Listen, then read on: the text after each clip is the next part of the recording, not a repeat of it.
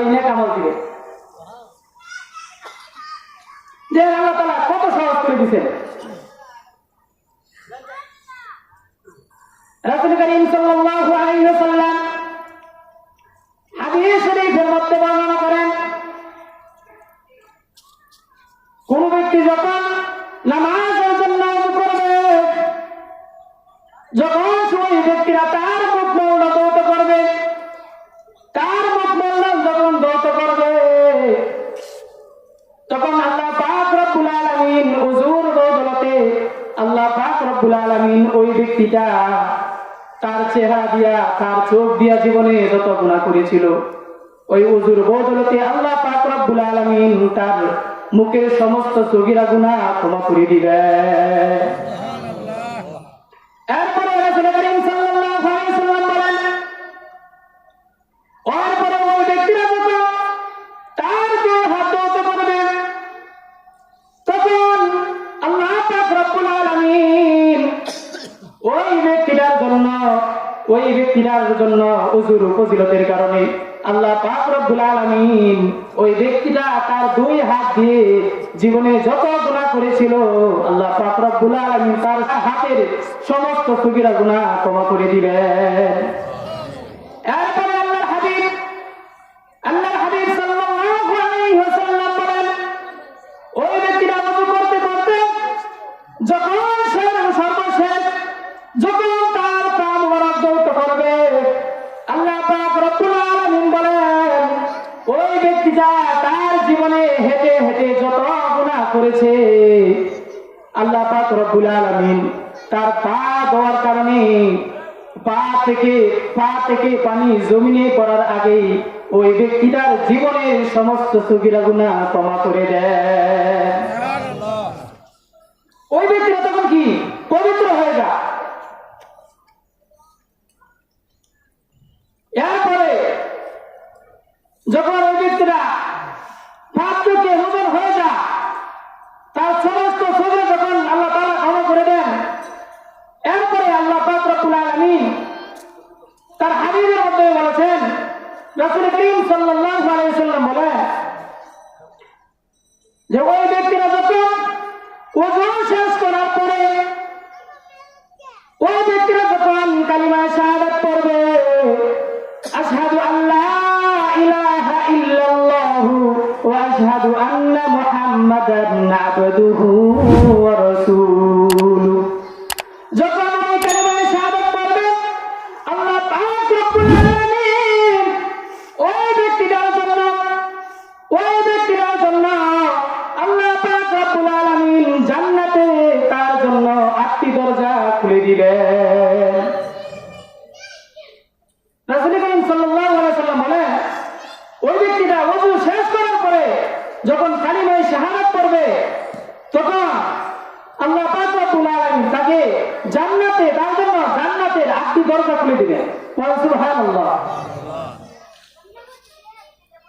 এরপরে রাসূল করিম সাল্লাল্লাহু আলাইহি ওয়াসাল্লাম বলেন, ওই ব্যক্তিটাকে যে জান্নাতের 8টি দরজা দিয়েছেন, আল্লাহ পাক রব্বুল আলামিন বলবেন, ওই বান্দা তোমার যে দরজা দিয়ে ইচ্ছা হয় সেই দরজা দিয়ে তুমি জান্নাতে প্রবেশ করো।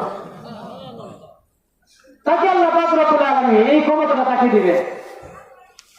এখন আমি আর আপনি যদি নামাজ পড়ি, আমি আর আপনি যদি নামাজের জন্য ওযু করি, তখন আল্লাহ পাক রব্বুল আলামিন আমাদের গুনাহ ক্ষমা করবে, তখন আল্লাহ তাআলা আমাদেরকে পবিত্র রাখবেন।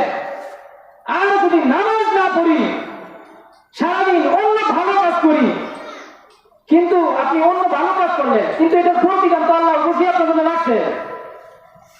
অন্য ভালো কাজ করবেন, কিন্তু এটার প্রতিদান আল্লাহ তাআলা দিবেন, কিন্তু নামাজ আপনি পড়েন না, এটার গুনাহ তো আপনার জীবনে রয়ে গেছে।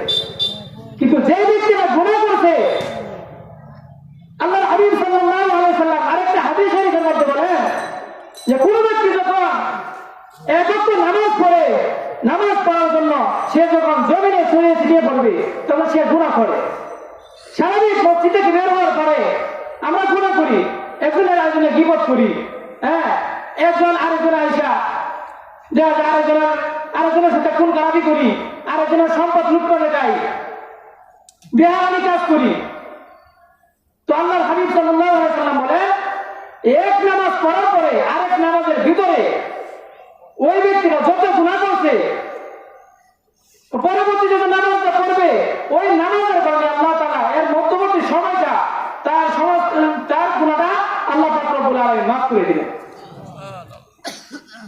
এরপরে ওই ব্যক্তিরা যখন ওযু করার পরে যখন মসজিদের মধ্যে গিয়ে আল্লাহ তাআলার বরকতের প্রশংসা করে যখন বলবে আল্লাহু আকবার বলে নামাজে দাঁড়াবে, নামাজে দাঁড়ানোর পরে যখন ওই ব্যক্তিটা রুকুতে গিয়ে বলবে সুবহান রাব্বিয়াল আযীম, সুবহান রাব্বিয়াল আযীম, যখন ওই ব্যক্তিটা বলতে থাকবে আল্লাহ আল্লাহ আপনি অতি মহান, আল্লাহ আপনি মহান, যখন ওই ব্যক্তিরা সিজদার মধ্যে গিয়ে বলবে সুবহান রাব্বিয়াল আ'লা, সুবহান রাব্বিয়াল আ'লা, ও মালিক সুবহান রাব্বিয়াল আ'লা, আপনি অতি পবিত্র, তখন আল্লাহ পাক রব্বুল আলামিন ফেরেশতাদেরকে ডেকে বলবেন, ও আমার ফেরেশতারা, তোমরা যে বলেছিলে যে তোমরাই আমার তাসবিহ পাঠ করবে, আমি মানুষকে সৃষ্টি করে কি করব? তখন আমি জবাব দিয়েছিলাম, আমি মানুষদেরকে কেমন কেমন সৃষ্টি করলে তারা কি করবে সেটা তুমি দেখতে পাইবা। তখন ফেরেশতাদেরকে ডেকে বলবেন, ও আমার ফেরেশতারা, তোমরা দেখো, তোমরা যে বলেছিলে ওই বান্দাদেরকে তুমি মাখলুককে তুমি সৃষ্টি করে কি করবা, দেখো ওই বান্দারা শীতের দিনে কনকনে শীতের সময় তারা কষ্ট করে ওযু করে, বুড়া মুরব্বীদের কোমরে ব্যথা, তারপরেও গিয়ে আমার কদমে সিজদা করছি, আমার কদমে সিজদা করে আমাকে বলল আমি নাকি অতি পবিত্র। ওই ফেরেশতারা তোমরা সাক্ষী থাকো, ওই ব্যক্তিরা যখন বলেছে আমি অতি পবিত্র, আমি চাই না আমার বান্দা অপবিত্রতা, যাও তোমরা সাক্ষী থাকো, ওই ব্যক্তিটাকে আমাকে পবিত্র বলার কারণে ওই ব্যক্তিটাকে আমি পবিত্র বানাইয়া দিলাম। আল্লাহ পাক রব্বুল আলামিন ওই ব্যক্তিকে তখন মাফ করে দিবেন।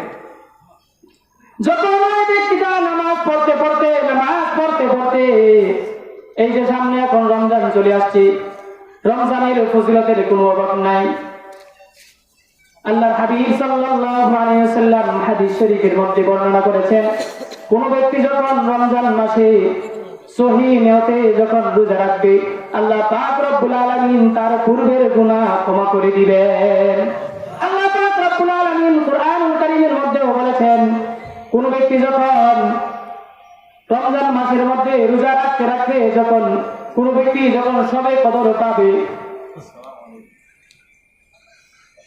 তার জন্য আল্লাহ পাক রব্বুল আলামিন এমন ফজিলতের কথা বলেছেন, কোন ব্যক্তি যখন তার জীবনে একবার সবে কদর পাবে, আল্লাহ পাক রব্বুল আলামিন তাকে এই 1000 বছরের গুনাহ ক্ষমা করে দিবেন। এই উপস্থিতি এই জন্য বলতে চাই যে আমরা যেহেতু রমজানের কাছাকাছি চলে আসছি, সামনে আমাদের মাহে রমজান, আমরা রমজানের প্রস্তুতি এখন থেকেই নিব। রমজান মাসে আমরা বেশি বেশি আমল করব, বেশি বেশি আমরা নেক আমল করব, তখনই আল্লাহ পাক রব্বুল আলামিন আমাদেরকে আমাদের জন্য যে জান্নাত বানাইছেন ওই জান্নাতে তখনই আমাদেরকে দাখিল করবেন। আল্লাহ পাক রব্বুল আলামিন আমাকে এবং আপনাদেরকে যে কথাগুলো বলেছি, আল্লাহ সর্বপ্রথমে আমাকে আমল করার তৌফিক দান করেন, এরপরও আল্লাহ আপনাদেরকে তৌফিক দান করেন। সকলে বলেন আমিন। হাদা ওয়া আখিরু দাওয়ানা আনিল হামদুলিল্লাহি রাব্বিল আলামিন। মাশাআল্লাহ।